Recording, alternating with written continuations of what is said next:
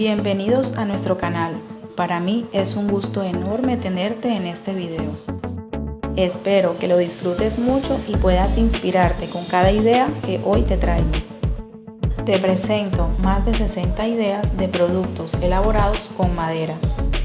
Este noble material se caracteriza por ser renovable y reciclable.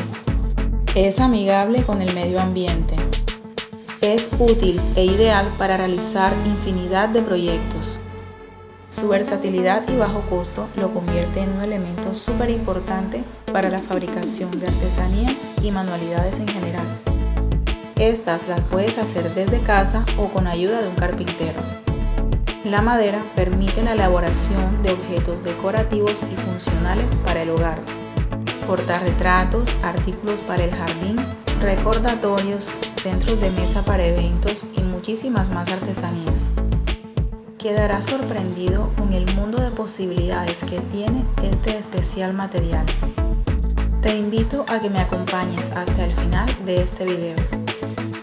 Toma la idea que más te guste y anímate a hacerlo tú mismo. No olvides suscribirte, dejar tu like, comentar y compartir.